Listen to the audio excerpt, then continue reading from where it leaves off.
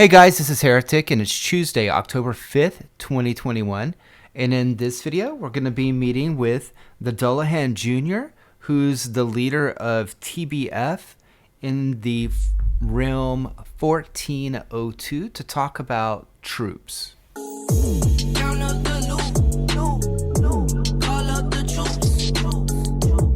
We coming through, we coming through. Do you go by Dullahan or the Dullahan? Like the dog, you have to call him the dog. No, not really. It won't bother me either way. Dullahan, anything really is fine, Cool. to be honest. How Pretty long have you flexible. played? The first realm that I played in was in 79. Tell me what we should be doing on a normal PvP attack. What So troops you should we should use? have a minimum of 20 to 30% even tier infantry for attack until like C34. That's what you're going to see every single time is even tier infantry for your front line. If you have people who run odd tier mages, you may want to go for some odd tier frontline to protect those odd tier mages because they will be on the furthest flank from the furthest row from the even tier infantry. Whereas even tier mages will only be one row over and most likely protected, depending on how the march progresses in the little battle animation. Right. You don't want to use calves until C34. Wow. Okay. I mean, for gathering and Yeah. their good load and everything, sure. I have 50,000 T2 just for their load, Hmm. and that's all that I use them for. Interesting. Yeah, because I was watching another video and they were saying basically use cav, but that's after 34, I'm sure. Yeah, they get really good at, I guess you could say 31, but I've had a lot of people try them out as soon as they unlock Mystic College, Hmm. and they regret it trying to do it with T10. Another reason why T11, which is what you get at C34, is so good is because they also get a bonus skill as odd to have an additional 20 or 25% damage reduction from archers, which helps a lot too. So what should we use as far as offense? So, 20 to 30% even tier infantry, and then your backline of choice. That being said, if you only use even tier infantry in your march setup, the most exposed backline troop will be your odd tier mages. so don't use them. You can, but I would recommend also sending 5 to 10% odd tier infantry then in that case, because otherwise they're just going to be open for getting shot at over and over. Right. Wow, this is amazing, and there's a ton of strategy in here. Want to try one more time. So, when we're in a PvP attack and Yep, attack mode, so even tier infantry, did you say 30%? 20 to 30. In earlier attacks, I would say you can get away with 20. Um, but when you get a little bit further along, I would really recommend 30%. Even when we are up to C34s and 1163, we sometimes go as far as 35 to 40%. And you would normally do something like that if you were doing an SOS attack or a solo attack. Mm-hmm. You might have 40% frontline, like 20 or 30% angels, and 20 or 30% uh, mages or archers, depending on what you're expecting. The beautiful thing here is that you can actually replay the battles. And like Yeah, you were telling us about the troops, that's where the strategy is. Like where the troops actually line up in that formation seems oh to yeah. be a big deal in this game. I had a report I was testing out in Star Ruins just the other day where I was trying to explain formations. I left one, like a single um, troop out and with a 1x. So whenever you see some of our reports and our troop formations, you'll Mm-hmm. see one times tier 1 cavalry, one times tier 2 cavalry. That's just to hold the formation how you want it. And Mm. if you, for example, if you have every single troop tier odd and even, you will have the 8 slots and the 9 if you have the angels in the center. If you were, cavalry is always on the outer flanks, but if you were to remove the infantry, the cavalry would move to the center and the inner flanks, the inner 2 rows. So you talked about the attack. So now what Mhm. about defense? How should you limit the tier and the levels of the troops that you have in your castle? So the worst thing that you can do as a defender in any battle report is to be the guy who has more troops home that than you can fit in your hospital. If you are what's typically referred to as over cap, over hospital capacity, then any troops that are wounded or would have been wounded over, let's say you have 100,000 hospital capacity, if you took 140K wounded or would have, 40,000 of those will be killed. And in a recent update, they added the sanctuary, which is the tab to the right of heal when you're looking at your hospital.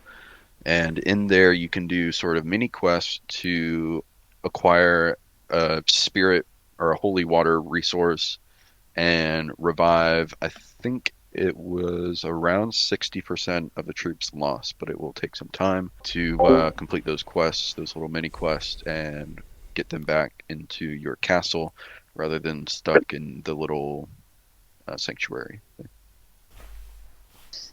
So, in other words, don't die, Heretic. Yeah, no, don't meat shield. But the No. no, it's not. It's not good. Yeah, yeah. I mean, that's pretty much what I would be used to, and sanctuary concept too is pretty similar. The but as far as the tiers that you have, so do you do kind of a mixed march? So you have, your odd and your even on attack or defense. Do you mix those across so that you have, your highest tier, like your tier 8, your tier 6, your tier 4, your tier 2? Or should you stick with the upper tiers that you have? So whenever you do a march, it asks you, kind of by level.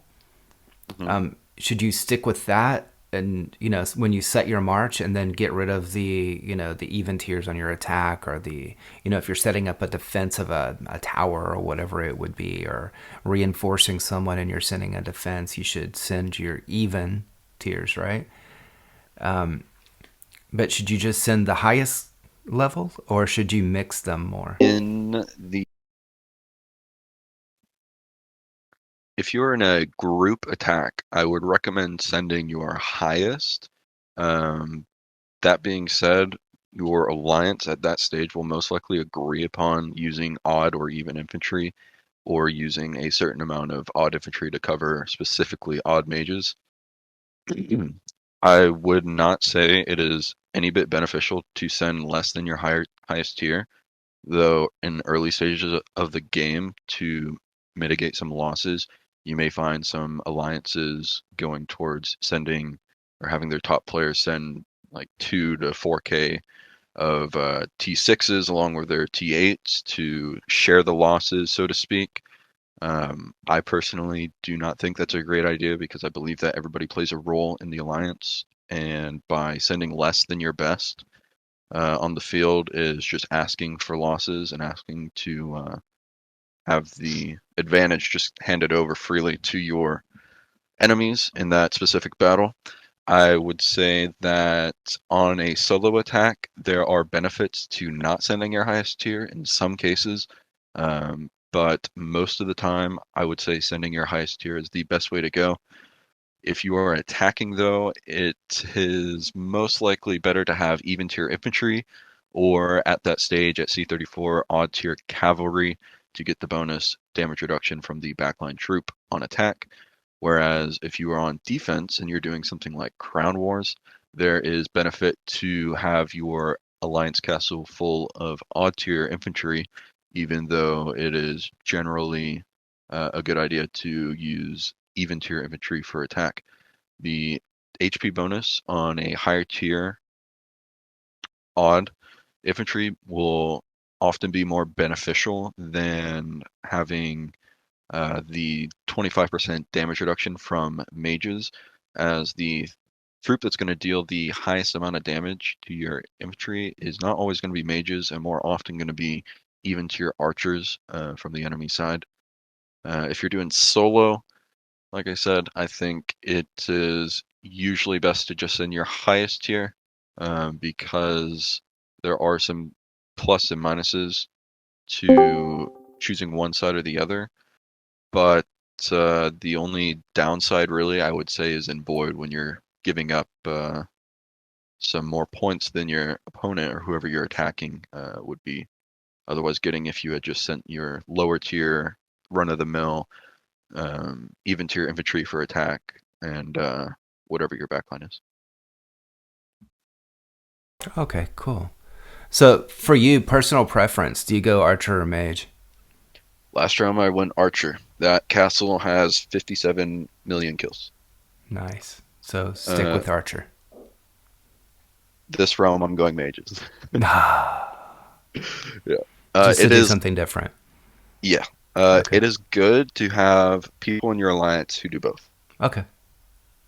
Cool. A good mix is useful, especially having people get either C22 or C30 with even tier archers because they have bonus damage against infantry, and while they won't necessarily have the highest kills in every battle, they will have high utility in the fact that they are going to help you blitz through the enemy front line a little bit quicker with that extra 20% damage against infantry.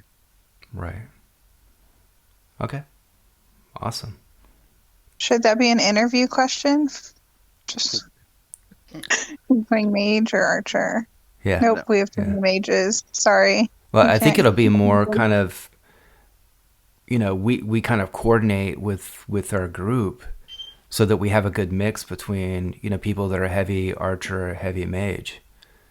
Right. Yeah, I would say just sort of getting used to the people that are in your team and sort of just having a bit of an understanding of who's doing what, then you know who you're attacking with.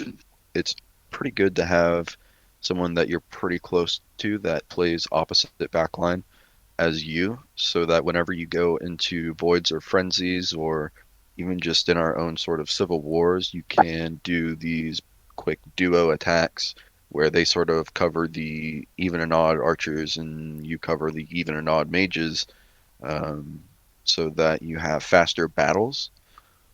And if you were to attack solo, and let's say you have just one single stack of even tier mages, it's going to take that battle a long time to end because your even tier mages they're pretty much restricted to their cast speed. Even if they one-shot everything, you're still limited to the time it takes for them to cast and then walk, then cast and then walk. Whereas if you have all back rows full, for example, on a duo or greater attack, then the battle will be much faster, ending the swords and reducing the amount of time and risk of someone reinforcing because you'll have all rows being attacked on the enemy side by troops instead of just one stack at a time. Right. Man, so much strategy in this game. That's amazing. I love to hear stuff like that. All right, again, thank you so much for your time. Yeah, man. This is Yeah. amazing. Yeah. A lot of detail too, which is perfect. It's really good for the perfect. realm. I mean, even if you're an enemy, you should have the best information because then it's more of a deck building type thing and rock, paper, scissors than someone just having Einstein knowledge versus some like peon in the farm trying to, scrape by. So it's more fun that way. Oh yeah, My brain's absolutely. already bleeding, just so you know. Theoretical as my brain is, it's still bleeding. Ay, ay,